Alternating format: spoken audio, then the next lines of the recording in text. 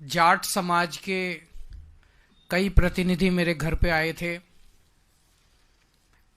धन्यवाद देने के लिए कि जो मैंने प्रधानमंत्री जी को चिट्ठी लिखी है उनको याद दिलाते हुए कि 2015 में प्रधानमंत्री जी ने जाट समाज को आश्वासन दिया था कि दिल्ली की लिस्ट में जाट समाज ओबीसी की कैटेगरी में आता है, केंद्र की लिस्ट में नहीं आता है, तो उनको केंद्र की लिस्ट में भी डाला जाएगा।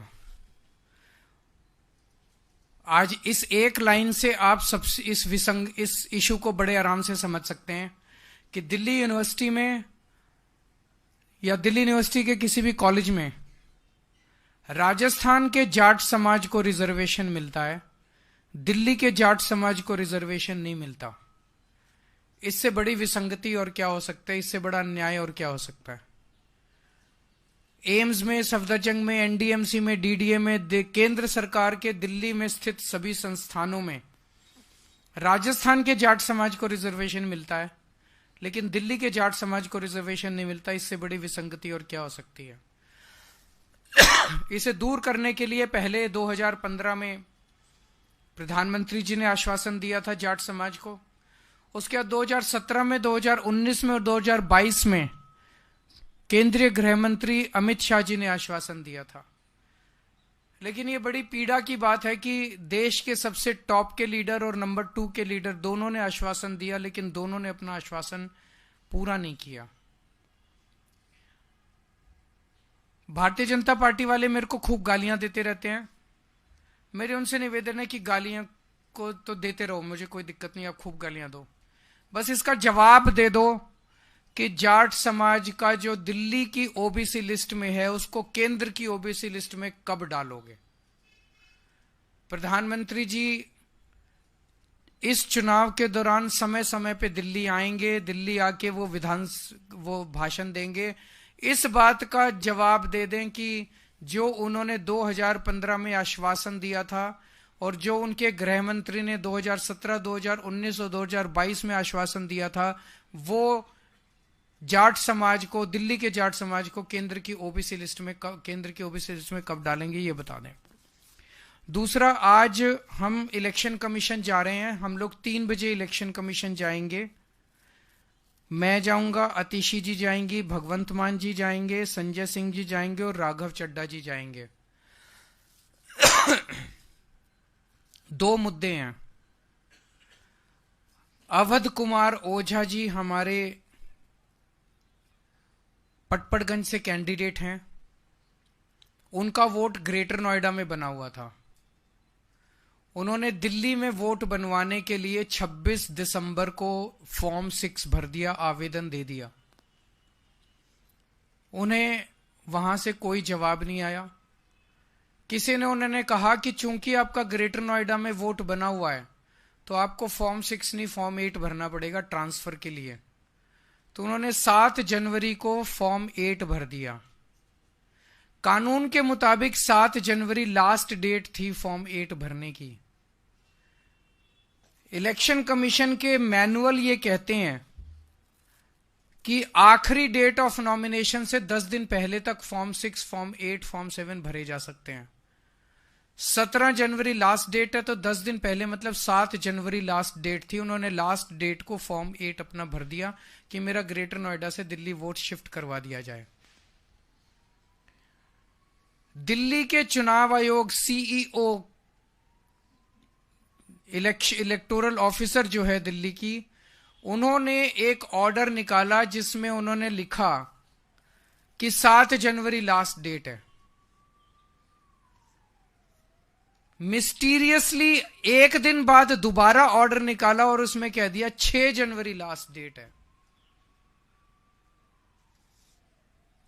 यह दूसरा ऑर्डर क्यों निकाला गया? यह कानून के खिलाफ है, इलेक्शन कमीशन की गाइडलाइंस के खिलाफ है, इलेक्शन कमीशन के मैनुअल के खिलाफ है। मैनुअल ये कहता है, गाइडलाइंस ये कहती है कि लास्ट डेट ऑफ नॉमिनेशन के 10 दिन पहले तक एक्सेप्ट किया जाएगा। 10 दिन पहले होते हैं 7 जनवरी। 7 जनवरी लास्ट डेट होनी चाहिए थी। चीफ इलेक्टोरल ऑफिसर ने भी ऑर्डर निकाला था 7 जनवरी लास्ट डेट होगी। फिर अचानक से ऐसा प्रतीत होता है कि पीठ पीछे कुछ हुआ है। फिर अचानक से ये ऑर्डर आ जाता है कि 7 जनवरी नहीं 6 जनवरी लास्ट डेट मानी जाएगी। 24 घंटे के अंदर ऑर्डर पलट दिया जाता है। तो क्या इसे अवध ओझा को डिबार करने के लिए जानबूझ के ये ऑर्डर निकाला गया है? इसके बावजूद भी इलेक्शन कमीशन का मैनुअल है, वो ये कहता है कि अगर कोई एप्लीकेशन फॉर्म 8 की ट्रांसफर ऑफ वोट की लास्ट डेट के बाद भी आती है तो इलेक्शन कमीशन उसको गौर कर सकता है और स्पेशल सर्कमस्टांसेस में। हमारा तो एक कैंडिडेट के कैंडिडेचर का सवाल है, वो कैंडिडेट पटपड़गंज से चुनाव लड़ पाएगा कि नहीं लड़ पाए, इसी पे और कोई गड़बड़ नहीं है। ग्रेटर नोएडा से इधर शिफ्ट होना है। तो आज हम चीफ इलेक्शन कमीशन से मिलेंगे और उनसे ये निवेदन करेंगे कि अवध ओझा का ट्रांसफर करवाया जाए ताकि वो अपना चुनाव नॉमिनेशन पेपर्स फाइल कर सके। और दोबारा दूसरी मुद्दा है जो अभी 2-3 दिन पहले संजय सिंह जी ने उठाया था कि नई दिल्ली विधानसभा के अंदर भारतीय जनता पार्टी के कई सारे, परवेश वर्मा जी, कमल संदेश जी, CP Joshi ji, Kamlesh Paswan ji, Pankaj Chaudhary ji, Jayaprakash ji, Revati Tripura ji, BJP MLA MP from Purulia Singh Mahato, Jyotirmay Singh Mahato ji, sir कई इनके बीजेपी की एमपीज के घर से 30-30, 40-40, 20-20 वोट, नए वोट बनने के लिए एप्लीकेशंस गई हुई हैं। ये बड़ा मिस्टीरियस है।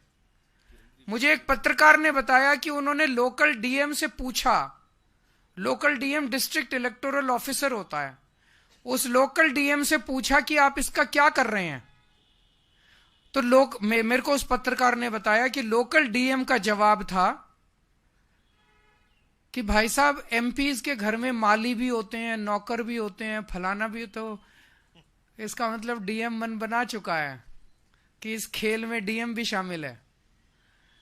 ये लोग अपने इन घरों में, परवेश वर्मा जी इस घर में 10 साल 11 साल से रह रहे हैं, 11 साल से रह रहे हैं। 8 महीने पहले तो 11 साल से वो बिना माली के, बिना नौकर के, बिना रसोइये के, बिना उसके काम चला रहे थे। वहां तब तक 3 वोट बने हुए थे, वो 3 वोट से काम चला रहे थे। अब अचानक 15 दिन में उन्हें सारे रसोइये याद आ गए, सारे माली याद आ गए, सारी, ये क्या है? इलेक्शन कमीशन भी मिला हुआ है, बीजेपी भी मिली हुई है, सांसदों के घरों से 30-30, 40-40 वोट अगर 10 दिन 15 दिन पहले बनने चालू हो जाएंगे और डीएम, लोकल डीएम जो है पत्रकारों को उसकी जस्टिफिकेशन देगा, तो चुनाव की प्रक्रिया में सैंक्टिटी कहां बच गई? फिर चुनाव करा क्यों रहे हो? डिक्लेयर कर दो इनको, बीजेपी वालों को, कि बीजेपी जीत गई, बस अब इस देश के अंदर तानाशाही होगी। ये होने नहीं देंगे हम किसी हालत में। तुम हरियाणा, महाराष्ट्र जैसे मर्जी जीते होगे, दिल्ली की जनता ये एक्सेप्ट नहीं करेगी। ये फर्जीवाड़ा जो चल रहा है बीजेपी का, ये बीजेपी का जो धांधली चल रही है, इसका वोट कटवा दिया, उसका वोट जुड़वा दिया, ये दिल्ली के लोग नहीं होने देंगे, किसी हालत में नहीं हो देंगे। इन दोनों मुद्दों के ऊपर आज हम 3 बजे इलेक्शन कमीशन जाएंगे सब लोग। हमें समय नहीं मिल पाया क्योंकि कल रात को ही हमने रिक्वेस्ट भेजी है। हम इलेक्शन कमीशन के शुक्रगुजार हैं, जब भी हमने टाइम मांगा उन्होंने दिया।